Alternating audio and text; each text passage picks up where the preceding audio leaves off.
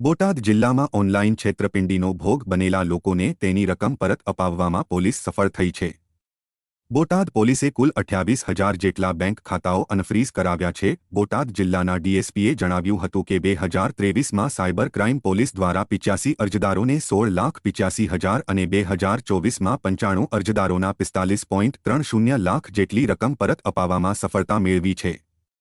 આ સાથે 37 જેટલા જાગૃતિના કાર્યક્રમો પણ વર્ષ દરમિયાન કરવામાં આવ્યા હતા।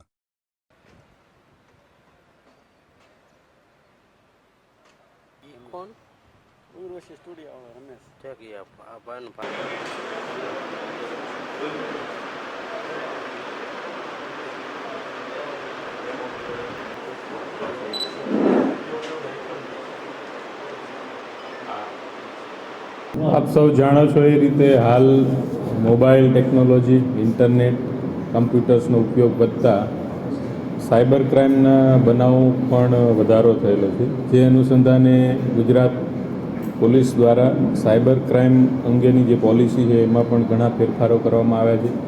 મધ્યમ વર્ગીય લોકો જે સાયબર ક્રાઇમનો ભોગ બનતા હોય છે એનું બેંક અકાઉન્ટ ફ્રીઝ કરવાની જે પોલિસી છે એમાં પણ નોંધપાત્ર ફેરફારો કરવામાં આવ્યા। હાલ ગુજરાત પોલીસ દ્વારા સાયબર ક્રાઇમનો ભોગ બનેલા હોય એવા 28,000 બેંક ખાતાઓ અનફ્રીઝ કરવામાં આવ્યા છે, એટલે કે ખોલી નાખવામાં આવ્યા। એ જ રીતે રિફંડની રકમ અને હોલ્ડ ઉપર રાખવાની જે રકમ હોય છે આ બનાવોમાં એમાં પણ નોંધપાત્ર ફેરફાર થયેલો છે। 2024માં રિફંડ કરાયેલી રકમની ટકાવારી 46.42% છે, જે 2023માં માત્ર 17.93% હતી। અને ખાસ આ પોલિસીની વાત કરું તો પોલીસ જે આ સાયબર ક્રાઇમ સાથે સંકળાયેલા બેંક અકાઉન્ટ ફ્રીઝ કરે છે એમાં મહત્ત્વપૂર્ણ પગલું એ છે કે જે અમાઉન્ટ ગુના સાથે સંકળાયેલી હોય એટલી જ અમાઉન્ટ હવે ફ્રીઝ કરવામાં આવે છે। એ જ રીતે બોટાદ જિલ્લા પોલીસ દ્વારા પણ સાયબર ક્રાઇમમાં જે ભોગ બનનાર છે અથવા તો લોકો છે, યુવા વર્ગ છે, એ આનાથી અવેર થાય એના માટે બોટાદ જિલ્લા પોલીસ અને સાયબર ક્રાઇમ પોલીસ સ્ટેશન દ્વારા પૂરતા પ્રયત્નો કરવામાં આવે છે। 2024માં અમે અવેરનેસ બાબતે કુલ 37 પ્રોગ્રામ અત્યાર સુધીમાં કરેલા છે।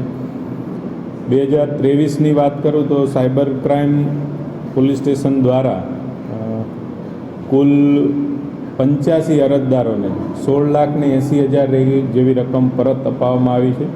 એ જ રીતે 2024માં આજ દિન સુધીમાં અમે લોકોએ 95 અરજદારોને 45,30,000 જેવી રકમ પરત અપાવેલી છે।